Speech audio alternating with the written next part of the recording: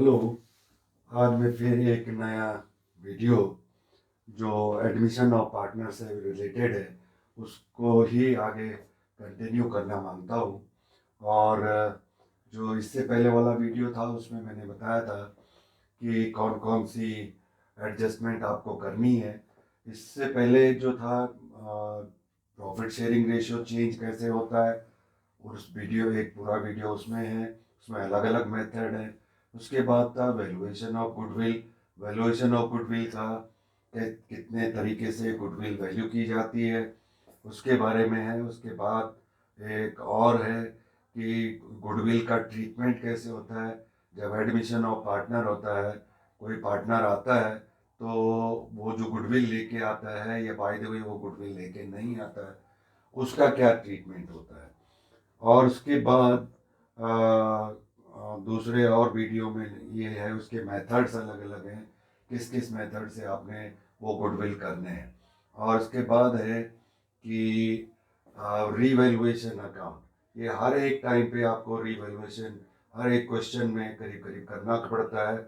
Revaluation account के बारे में मैंने इससे पहले वाले वीडियो के बारे में बताया था कि रीवैल्यूएशन अकाउंट कैसे बनता है। रीवैल्यूएशन अकाउंट एक नॉमिनल अकाउंट है, और नॉमिनल अकाउंट में आपको जैसे प्रॉफिट एंड लॉस अकाउंट बनाते हैं उस तरीके से आपको बनाना पड़ेगा। उसके डेबिट साइड में जो होता है वह लॉसेस होते हैं, क्रेडिट साइड पे इनकम होता है। उसमें मेनली तीन चीज़ों के बारे में मैंने बताया था, और आती भी इसमें इतने ही है, तीन तीन चार पॉइंट डेबिट साइड में, एक दो तीन पॉइंट जो है क्रेडिट साइड में होते हैं।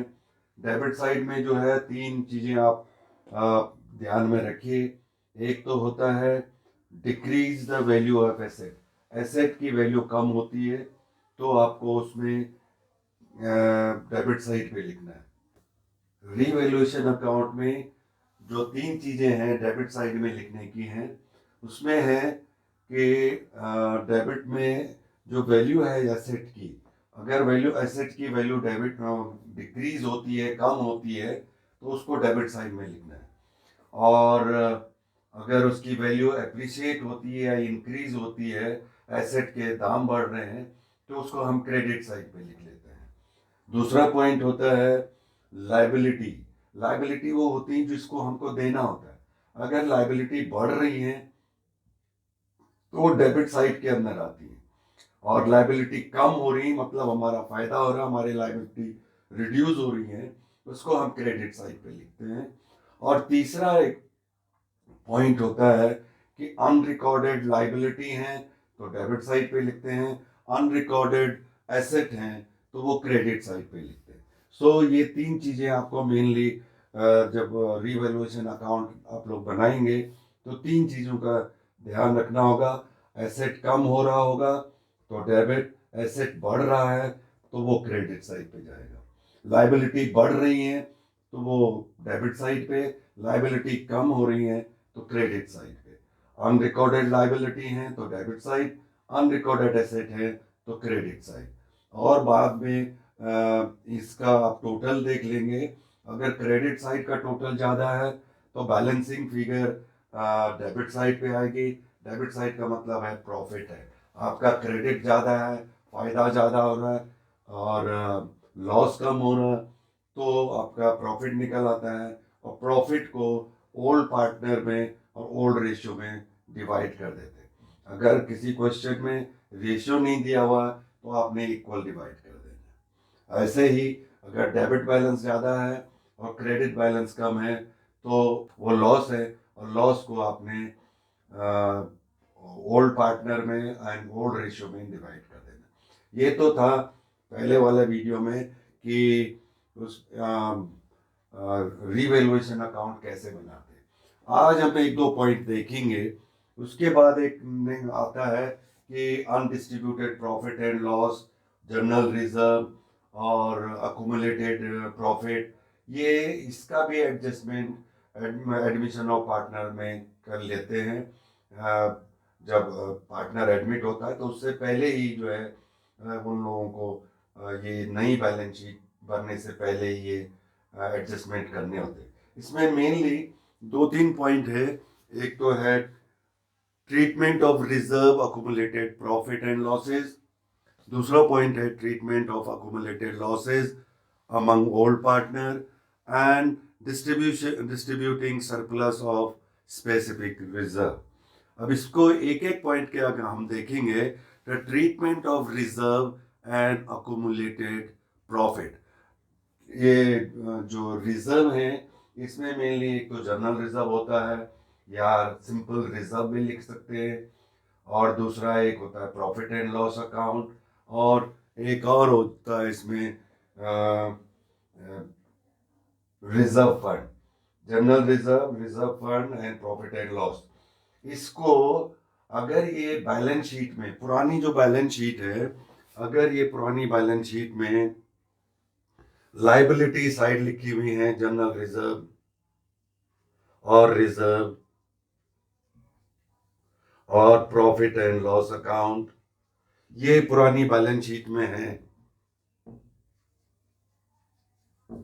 तो आपको ये चीजें डिवाइड कर देनी है, ये पार्टनर में इसको डिस्ट्रीब्यूट कर देना है, ओल्ड रेशियो और ओल्ड रेशियो में डिवाइड कर देना। इसकी एंट्री ऐसी बनती है, सो इसमें ये एंट्री बनेगी general reserve account debit, reserve fund account debit, या प्रॉफिट एंड लॉस अगर वो क्रेडिट बैलेंस है, क्रेडिट बैलेंस है मींस अगर लायबिलिटी साइड पे है तो उसकी एंट्री ये बनती है general reserve account debit, reserve fund account debit, या और प्रॉफिट एंड लॉस अकाउंट अगर वो क्रेडिट बैलेंस है debit to A B account या ए बी सी अकाउंट, जो भी पुराने पार्टनर हैं उसके पुराने पार्टनर में लिख देना है उनके, या तो कैपिटल अकाउंट में, और अगर उसमें कैपिटल फिक्स है तो करंट अकाउंट में आपने ये एंट्री कर देनी है। जो भी जनरल रिजर्व या रिजर्व फंड या प्रॉफिट एंड लॉस अकाउंट है उन तीन उस अकाउंट को आपने डेबिट कर देना। हो सकता है कि उसमें केवल जनरल रिजर्व ही हो सकता है उसमें रिजर्व फंड लिखा हो सकता है कि प्रॉफिट एंड लॉस अकेला है, ये कोई एक ही एंट्री दी है, आपने उस अमाउंट को डेबिट करना है और पार्टनर के अकाउंट को क्रेडिट कर देना है। तो ये सिंपल एक एंट्री आपने इस केस में आपने ये एंट्री बना देनी।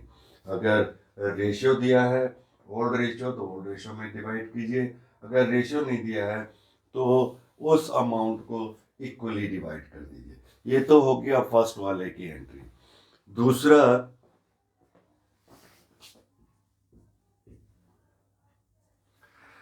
दूसरा है treatment of accumulated losses among the old partner.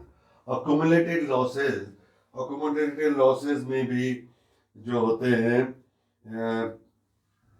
इसका होता है profit and loss debit balance, advertisement इधर आता है वो बैलेंस शीट में प्रॉफिट एंड लॉस अकाउंट या advertisement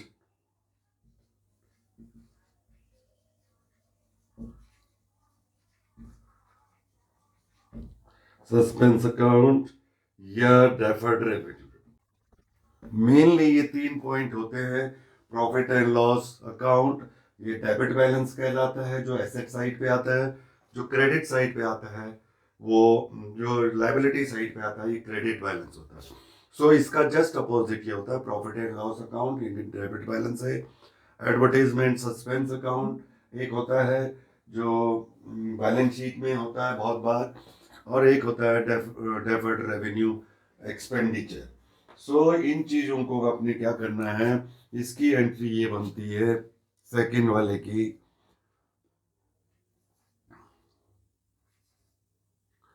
old partner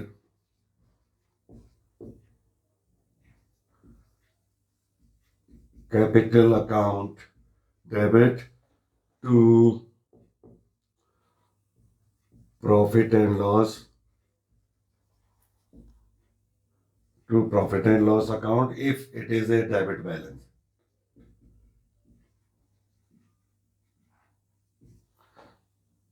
To advertisement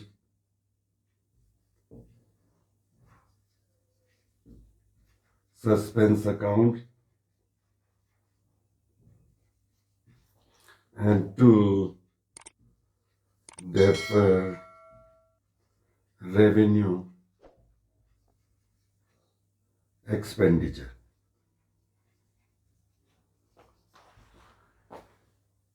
ये डेबिट हो जाएगा और ये अमाउंट क्रेडिट हो जाएगा। सिंपल है।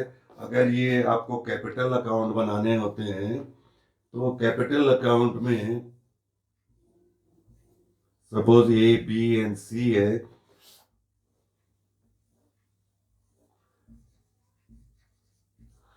ए एंड बी पार्टनर हैं, ओल्ड पार्टनर हैं, और इन्होंने सी को एडमिट किया, तो इसके एडमिशन के टाइम पे जो आप कैपिटल अकाउंट या कभी कभी करंट अकाउंट बनाना पड़ता है, तो ये general reserve, reserve fund in profit and loss account debit हो जाएंगे। ये तो पहले आपको जर्नल एंट्री बनानी है और उसकी पोस्टिंग यहाँ पे हो जाएगी जनरल रिजर्व। ये रिजर्व फंड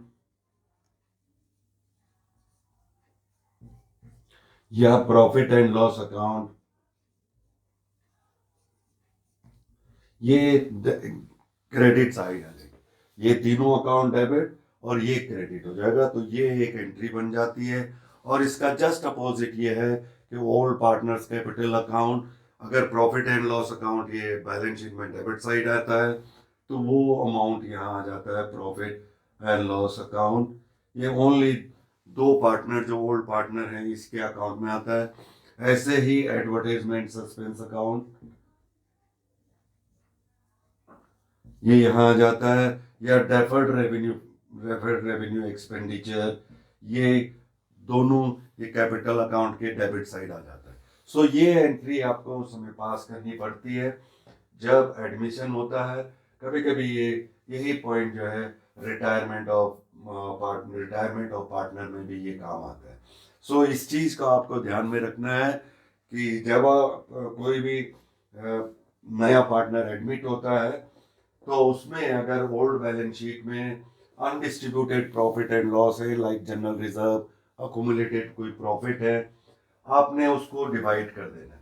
और उसका क्या ही है कि वो ये जो लाइबिलिटी साइड है इनको आपने डेबिट कर देना है, और ओल्ड पार्टनर कैपिटल अकाउंट या करंट अकाउंट को क्रेडिट कर देना है। और क्रेडिट करते समय ये सिर्फ ओल्ड ओल्ड रेशियो में ही डिवाइड होता है। ऐसे ही इसका अपोजिट होता है, अगर अकुमुलेटेड लॉस है तो उसको कैसे करेंगे। अकुमुलेटेड लॉस में दो तीन एग्जांपल है, like profit and loss account debit balance, advertisement suspense है, एंड डेफर्ड रेवेन्यू एक्सपेंडिचर है। अगर ऐसा किसी क्वेश्चन में ये बैलेंस शीट में होता है तो आपको एडमिशन के टाइम पे ये तो एक जनरल एंट्री उसकी पास करनी पड़ती है, old partners capital account debit. Old partners का ये कैपिटल अकाउंट है, ये डेबिट साइड पे आपको लिखना है। और ये जो अमाउंट है profit and loss account, advertisement suspense and deferred revenue expenditure, ये क्रेडिट कर देना है। सो ये चीज़ आपको जरूर ध्यान में रखनी है, इसको जरूर पास करना होगा। इसके बाद मैं दूसरा एग्जांपल अभी आपको और बताता हूँ कि जो कंपनसेशन फंड होते हैं और कुछ ऐसी चीज़ें होती हैं कि उसका अगर सरप्लस हमारे पास बच जाता है, उससे क्या करेंगे। अगर सरप्लस है तो तब क्या करते हैं, अगर उसमें डेफिसिट है, कम हो रहा है, कम है, तो उसके लिए हमें क्या ट्रीटमेंट करना पड़ेगा। ऐसे ही एक फ्लक्चुएशन फंड होता है, इन्वेस्टमेंट फ्लक्चुएशन फंड है, अगर वो कम हो रहा है तो उसमें क्या ट्रीटमेंट है, ज़्यादा है तो क्या ट्रीटमेंट है। इसके बारे में मैं इसके बाद के एग्जाम्पल में आपको बताऊंगा। इसको आप कंटिन्यू देखना, तभी आपके समझ में आएगा। जितने भी मैंने ये 8-10 जो वीडियो इससे रिलेटेड है पार्टनर एडमिशन से, शुरू से मैं इसको बता रहा हूँ और एक एक पॉइंट करके इसमें वीडियो में मैं एक्सप्लेन कर रहा हूँ, तो उसको आप जरूर देखना, तभी जाके आपका जो है ये रीवैल्यूएशन अकाउंट या कैपिटल अकाउंट या बैलेंस शीट बनेगी। जब आप ये सारे पॉइंट आप इसको देखेंगे, प्रैक्टिकल करेंगे, तब आपको ये एक क्वेश्चन करने के को कर सकेंगे। अदरवाइज अगर एक भी पॉइंट आपका ये चीज़ मिस हो जाता है तो आपके लिए ये प्रॉब्लम हो जाएगी, क्वेश्चन करेक्ट नहीं होगा। इसलिए मेरे वीडियो को आप कंटिन्यू देखते रहना और इसको सब्सक्राइब करना, लाइक करना। और अगर आपको इसमें कहीं पर भी कोई डिफ़िकल्टी आती है तो आप मेरे से कमेंट बॉक्स में ज़रूर लिखना, मैं उसका आंसर आपको दूंगा।